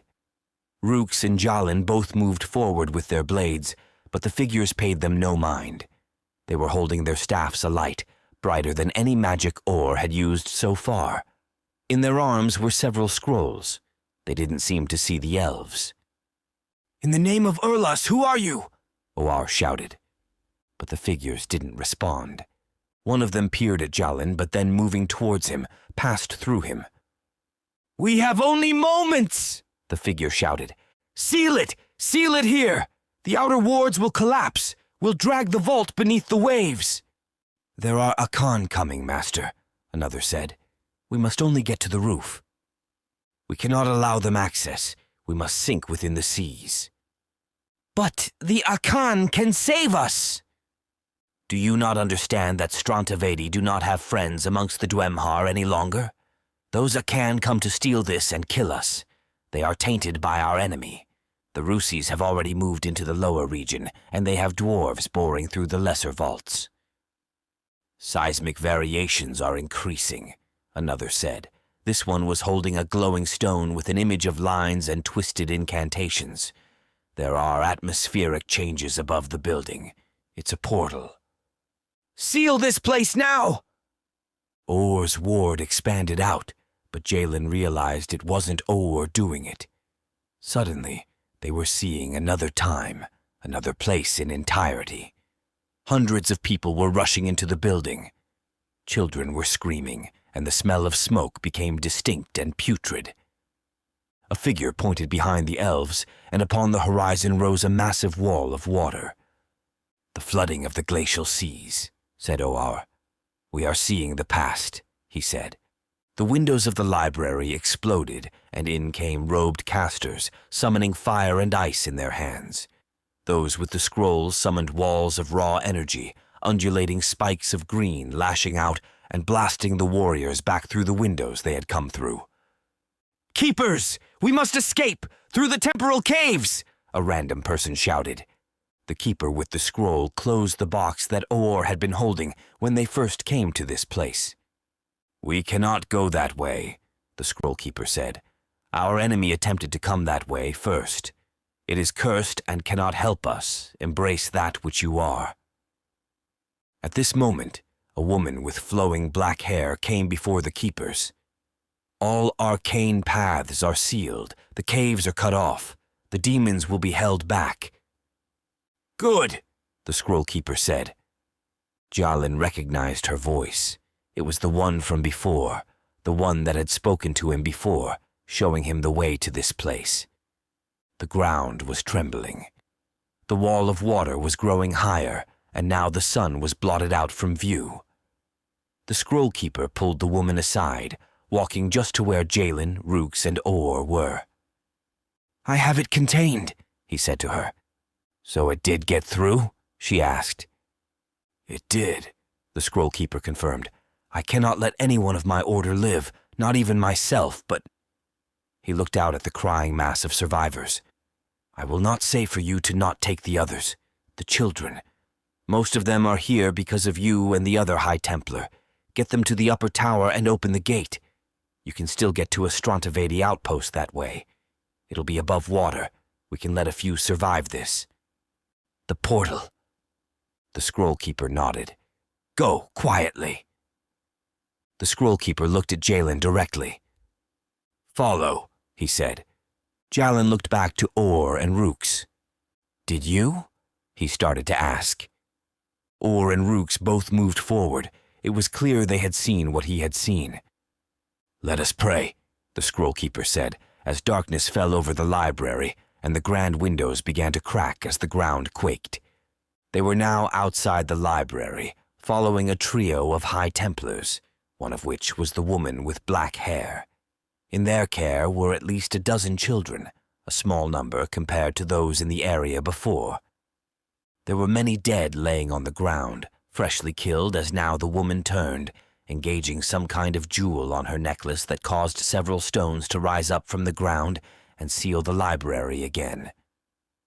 As it was, as it will be, she said. We are Templar. The children will be our legacy. If the Stormborn is to live, our lines must continue.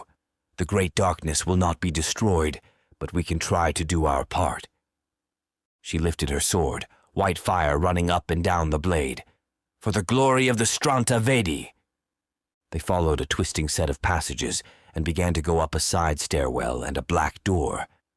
He heard a musical sound in the air like wind, but with a distinct melody as it blew.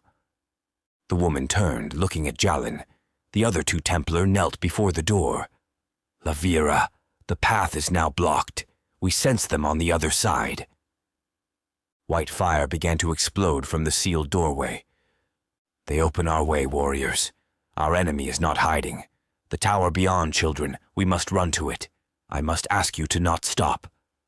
One of the young girls looked at Lavira. You said I would be a great Templar like you, the child said. You will be, young one. From one of you, another will come. When the gods and fate collide, and at last you will defeat all that we could not, and unite the broken races. But to rise first, you must survive. Master Templar, we are scared. And still, you must press on, Lavira said. The door melted before them, and on the other side were many tall warriors with flowing robes, bright white swords, and 2 flowing ships with crystal at the top of their dome forms. Levira leaped high into the air, meeting the others in battle as the children were struck down one after another. "We must help!" Rook shouted out. "It is but a vision," Or said solemnly.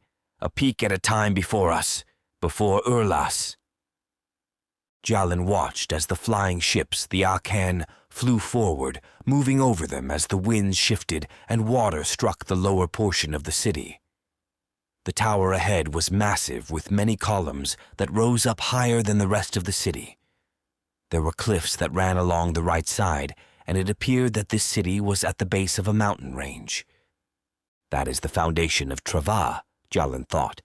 "Haken Rak!" the High Templar shouted. A blast of lighting engulfed the entire walkway, shattering the guards of the many warriors and opening a path forward. One of the 3 Templar were dead, and the second one was struggling to stand. Blood covered the walkway, but it was only of the Strantavedi warriors. The others, though looking like them in every way, did not seem to be bleeding, but had only turned black, like ash. "These aren't the Dwemhar," the Templar said. "Something controls them." A black shroud moved into the Templar from behind, and his eyes darkened. Levira looked at her necklace, moving several stones on it. The device began to glow. Levira handed her necklace to one of the children and held her blade up. "Go, children! Enter the portal! Be free of this place!" The children ran, though one lagged behind the rest. "Come with us, master." Another child grabbed this one, and they vanished into the tower. "You must know that no matter where they hide, I will find them," the Templar with dark eyes growled. "You have already lost the scroll. You have lost the city. You have lost the children. Whatever games you think you have left to play will fail. That which you try to steal is sacred. That which you kill is but vessels for the souls within. Your soul will never leave this street." "Neither will yours," she said. The 2 warriors clashed, their swords cracking into one another's guards over and over as the lone Templar fought the demon before her. The water rose up around them. The possessed Templar attempted to leap for the tower, but a flash overtook him, throwing him back. A moment later, energy shot from the tower into the vast clouds beyond the city. "They are safe now. You wasted your time talking. Now you will never escape. You will have no living form to cling to."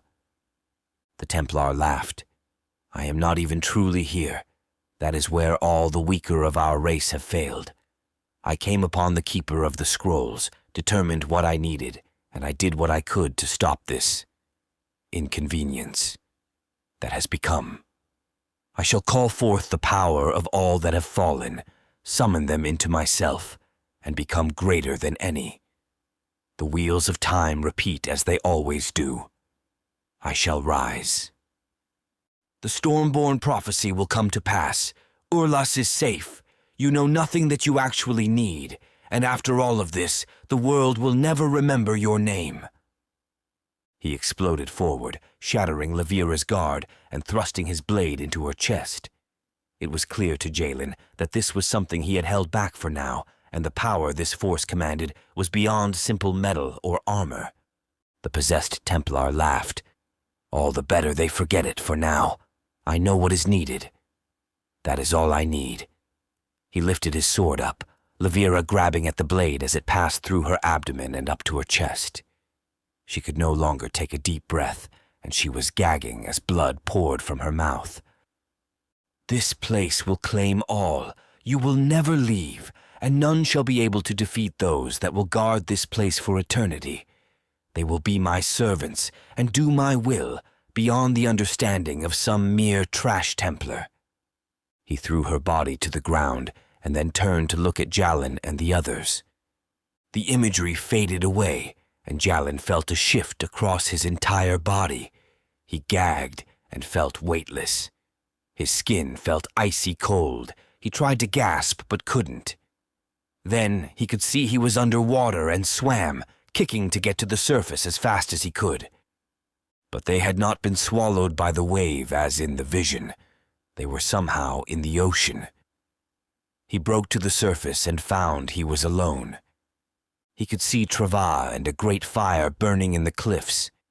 He swam for shore, kicking as hard as he could to make it to the beach that he could just make out as a thin white line of sand underneath the purple skies of the early dawn. Jalin didn't understand any of this. This was nothing like any normal cave or temple he had been to. Nothing of this sort had ever happened in the wars with the orcs. He made it to the beach and found that Rooks was already there, but was face down, coughing. Owaur came onto the beach a few moments later and fell to the sand beside Rooks. The three looked at one another. All of the elves were completely soaked from seawater. They had survived, whatever that actually was. Jalin looked up at the sky and took a deep breath. That wasn't too bad. The ground rumbled and stones shot out from high in the cliffs above them. There was a crackling sound that caused the elves to jump to their feet, looking up at the pinnacle high above them to see a burning column of fire engorging the upper reaches of Trava. "The cliffs! Get to the cliffs!" the Archon said. "What is going on?" Jalin asked, struggling to speak with being so cold. "What is this? Do you have the scroll still?" The Archon had found a path up from the beach that seemed to snake back around to near where they had entered the ruins. It was here, above the tree line, they all could see a column of fire.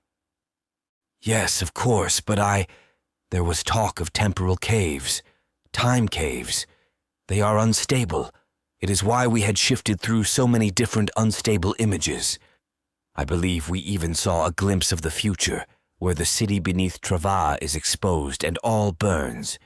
But it doesn't matter. I believe that something, whatever it was still haunting those ruins, may have gotten out. We must close the way now." Rooks and Jalin drew their blades as they began climbing back up the steep grade on this side of the island. The sun was just beginning to rise, but its light paled to the column of fire ahead of them. Owaur summoned his spells, casting a great shining light towards the fire. It began to sputter, turning green and sending out globs of energy that struck the ground like goo and bubbled. Chapter 4. 3 Old Elves. They reached the column of fire. The tower was gaining in size, rising up out of the caverns beneath Trava. Owaur lifted his staff with his right hand, twisting his left hand in the air and forming up several runes that appeared as sparkling lights. The spell began to spin around him, and the fires climbing upwards appeared to become sentient, taking notice of the Archon and his actions. The green globs had begun to transform into creatures of some kind. They had large gaping maws, black scaly skin, and resembled orcs, but as they turned towards the elves, they summoned small balls of magic. "I will bind this energy," Orr said. "Something has latched on to the pillar we saw earlier. Our presence awakened it. I can throw it back down, but I will need protection." Rooks and Jalin turned towards their enemy, drawing their blades. There were dozens of the scaly imps. "Thought these were going to be orcs. I prefer orcs," Rooks said. The imps began throwing their orbs of fire. Most fell short, striking the ground. The few that did reach the elves were easily absorbed by the Ruinite swords. More imps were emerging from the pools of green goo, but with each new creature the pool shrunk further and further. The imps kept throwing their magic but were not advancing. Jalin turned back to see the Archon floating above the ground. He now had several layers of runes in front of him, and his staff was beginning to bend as the flames on the tower bent towards him. Several blasts of energy struck behind the imps, not leaving green goo from before, but instead the mud began to grow upwards. Flat stones flew into the conjurings, and each grew a large red eye in the center of their otherwise elven-looking forms. More lightning shot out, creating more of these creatures. The imps began to slowly approach, sending waves of their magic at the elves. Jalin and Rooks held their ground. Their task was to protect the Archon for now. As more fireballs flew towards them at once, Jalin and Rooks began moving back and forth, letting some strike just near Aur, but blocking the ones that would otherwise had struck him. The taller warriors charged, moving directly at the elves and stomping the imps that did not scurry out of their way. Jalin feinted low, sliding down and slashing the nearest Cyclops creature, shattering its right leg. He recovered from the slide to parry a Cyclops' spiked club up high before spinning his blade into the Cyclops' arm. He punched the creature in the eye. It recoiled, reaching blindly out before Jalin jabbed his blade through its skull. A wave of fireballs came in. Rooks flipped forward, swiping his sword in several circles, sending waves of energy up to make a hasty ward to deflect the magic back at their foes. More Cyclops erupted from the ground, and the two blades charged, jumping into the first two they came upon and driving their blades into their chests. The imps were falling back, scattering now that they were in sword reach. "Fall back, Jalin. Hold by Aur." Jalin kept his guard up, stepping backward but holding his sword out as the imps congealed together and the broken bodies of the Cyclops flailed about. Several more Cyclops appeared below them as they spawned by the tower. There was a flash behind, and the fire from the tower changed from a red color to a yellow before glowing bright gold. The Archon's spells wrapped around it. The ground trembled, and a face began to emerge out of Aur's spell. "As is above, so will be in the depths," the voice crackled out. Then, the voice screamed not in a rallying cry but in pain. Aur slammed his staff into the ground, and the rock split, sending a shockwave into the tower and shattering its foundation. The imps had become a large monster with multiple heads and arms. It stomped up the hill towards the elves as a monstrosity unlike the others. The Cyclops remained below. "Jalin, go low, I'll go high, just like the mountain trolls back when," Rooks shouted. Jalin laughed, running forward as several blasts of fire flew towards him. He broke through the spells with the edge of his blade before sliding between the creature's legs and slashing upwards into its groin. He recovered from the slide, just as Rooks caught the creature in the shoulder with his blade. It staggered, grabbing Rooks with its many arms. Jalin lunged, plunging his blade into its spine, but the creature did not fall.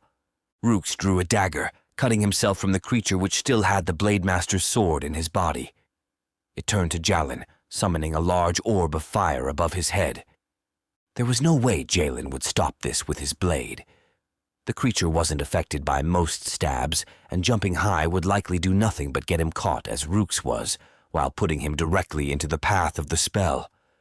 He sprinted forward, spinning about and throwing his blade directly into the creature's head.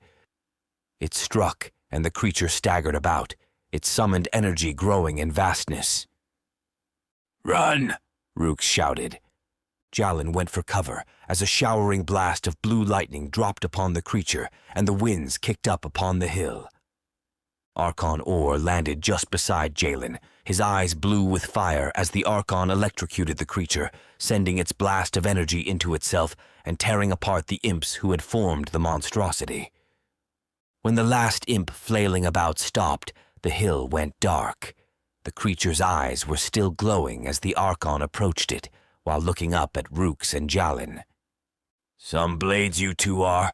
Can't even hold on to your swords," the Archon teased. "That thing had like 30 arms," Rooks said. "What in Etha's name was that abomination?" "Exactly what you said," the Archon sighed, kicking the last imp. The imp reached out, just as the Archon was about to jab it with his staff. "I cannot be defeated," it squealed. Though, these were not the words of the imp, but of something else. It began to cackle as Aur immolated it in his spells. "Wait," Jalin said. "The Cyclops creature. There were 2 of them left." Aur closed his eyes. They sprung back open. "I sense them. Get to the village. We will take the way leading back to the southern portion. Jalin, take the northern." Jalin reclaimed his sword and ran back towards Trava. Considering where they were on the island, the far eastern side, it made sense to split their numbers. He leaped over boulders and bushes, scanning the trees and seeing nothing but a handful of squirrels that hid away as he ran past. Jalin saw the village ahead, and he awaited the sounds of screams as the creatures surprised the otherwise peaceful villagers. He ran past the first few houses before seeing a flash of magic across the bay. He turned to join his kin when he heard a snarl behind him. He turned, bringing his blade up as the Cyclops emerged from between two houses. But something struck it from behind, causing the creature to fall forward. A hunched-over creature was atop it, but Jalin stayed his blade as it was no conjuring or creature like before, but a winged elf of some kind. The creature shifted back to a much more familiar form. It was Valrin's Aunt Tua. "Master Elf, I do believe you are done in my peaceful village." The Cyclops disintegrated into ash and blew away, leaving no sign of the creature for any others to find. "Indeed, we are." Jalin nodded before bowing to Tua. "Though I did not expect you to have such a power. I come from the Shadowlands where vampirism isn't such a crazy thought as some other regions, but I have a most sacred duty." Jalin nodded. "The boy?" "Indeed, Blade of Urlas. I protect one of the descendants of the Strontivedi. I have never told him, for it is not my charge, but one day he will learn it. I must prepare him as you prepare your own children." Jalin bowed again before Tua. "Thank you, and I am sorry we brought trouble to your island. It is my charge to protect the boy, and I will do so with my life. But where Urlas elves go follows trouble, though I dare say it is because of you. You went into a Dwemhar temple, which means that Urlas may have Dwemhar, a curse and a blessing for sure, where toil comes for both of us in time, for the Dwemhar are a troubled and broken race." "My children," Jalin said, "half Dwemhar. Well, I will worry of my own. You worry of your half-bloods. In time all will come to pass, and our greater workings will be revealed, though I do not know if it is for good or evil that either of us toil." Jalin sheathed his blade. "Let us pray we can prepare our children for what is coming. Pray and," she looked up at the sun, "make up a nice breakfast. He'll be up soon." Jalin smiled, as did Tua, and they parted ways. The elves gathered back together at the house. "So you got it?" Rooks asked. "Something like that. The creature is dead. That is all that matters," Jalin told them both. "And that we got this scroll," Orr said. The three of them stood for a moment in silence, staring out at the harbor. "Why do you think the shaman wants something like that?" Jalin asked. "Knowledge," the Archon said. "It will be safer in Urlas anyway." "It seemed fairly safe in that place," Rook said. "Those people died to protect it from whatever it was they were fighting." "We destroyed that too," Orr said. "Knowledge has no value if kept in a dark room. It must be allowed to breathe, to be explored. But," he looked at the scroll canister in his hand, "I do worry." He paused. "There has always been a shadow upon us in Urlas, a knowing that things as they are will not forever remain. Urlas will be called to the world once again, and not just to retrieve some scroll. We do not train for a war of elves and men, but for a battle beyond, to step into the void left by the older races. Perhaps this scroll is a key to that." "A key to what?" a voice said behind them. It was Rafa's. "Rum," Rooks laughed. "Oh, I got some rum for you. Did you do what you needed? Sounded like there were storms last night. I hope that didn't mess you elves up." "No," Jalin said. Rafa's handed them each a bottle of the rum they had enjoyed the night before. Orr discreetly sneered at the bottle he was given, but both Rooks and Jalin bowed to the man. "Will you be staying for a bit of breakfast? I've got more of that stew." No, we need to catch a good tide and get back home," Rooks said. The others nodded in agreement. Upon their ship, Jalin looked back at Trava and thought of what he had seen and what had transpired. He thought to Valrin and then to what he saw of the Strantavedi, the Dwemhar, and the Flood. That was not a part of history he knew. He wondered what else he didn't know. He didn't trust this scroll they retrieved, not after all that had transpired. He was surprised that Oar had the opinion he did, after seeing exactly what he had seen too. As Rooks guided their ship further from Trava, following the golden rope and towards the anchor point for their portal home, he adjusted his blade and looked up at the morning sky. He was late for his typical morning meditation. They arrived back in Urlas to no fanfare, no attention, and precisely the way they wanted to be seen. Not at all. Few seemed to notice they had left, and as they docked their ship and stepped back onto Urlas soil, the three of them looked around. "After a bit of consideration," Rook said, "I think I'm good with remaining in Urlas for at least another 1,000 years or so. I've got someone's sons to teach about blade work. Throwing your blade, Jalin? Where'd you learn that? Next you'll be using 2 swords. I can't have you teaching that trash blade discipline to your sons." "You know, Swordmaster, you're the one that left your sword embedded in that monster." Rook smiled. "He looked prettier that way." Oar bowed to Jalin. "It was fun. I think we'll be good to have a drink a bit later." He looked at his bottle given to him by Rafus. "But not of this. Proper elvish drinks, I think." "I'll go with you to Iweir. I hate that place, but I'll see it through." "Do not worry of it. I'll take it to him. Get back home. I'm sure Alri will be less than pleased that we returned so soon, and she has to get back to lessons so soon." "Are you sure?" Jalin asked. "I am. Some things are better left between an Archon and a Shaman. I will not be telling everything that transpired anyway." "Oh?" Jalin asked. Or shook his head. "He will have his scroll, but the rest we can keep to ourselves. Those events do not concern us, and well, this scroll will help protect Urlas. I see no reason to involve the shaman in every aspect of our actions. Enjoy the family, Jalin." The Archon bowed and then turned away. Jalin stared at Lake Eldmer for a few seconds, taking a deep breath. The chants of the priestesses filled his ears as a warm breeze blew over him. He was happy to be back in Urlas. He made his way home, coming to find Keelan and Taslan sitting outside with mugs of tea. They both were at their feet the second they caught sight of him. "Back already?" Taslan asked. Yes, not too bad, right?" "That was quick," Keelan said. "It was. Uneventful for the most part, though." "One day I'll do the same," Keelan said. "Get out of Urlas, see a bit more of the world." "Maybe when you're a blade-like father," Taslan said, "which at this rate will be never." Keelan punched his brother in the shoulder. "I can still beat you in a duel." "Because you cheat." "Come now, boys," Jalin said. "There's only one way to decide who will become a blade, a proper duel. Now go get your weapons." They both had their swords nearby, no doubt, planning to spar a bit later anyway. As the two of them took positions in the sand, Jalin drew his blade. No, not you two against one another. Come on, let's go.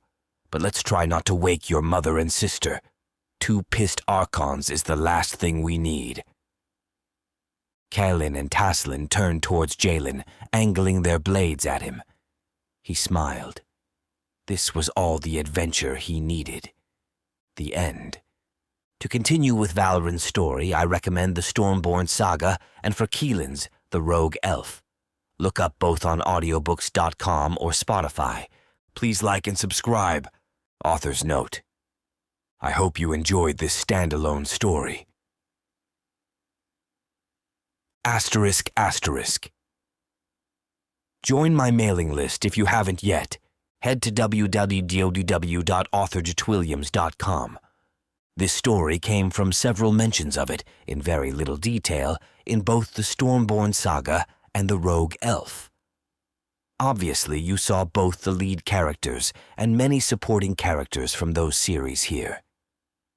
If you're new to the Dwemhar realms, welcome. If you've been here for a while, I hope you enjoyed this little glimpse at the past and enjoyed seeing characters before their respective journeys. In my experience, it is the simple beginnings that truly set the stage for grand quests and adventures. J.T. Williams. For a complete list of titles, please go to www.authorwilliams.com/series-timeline.html.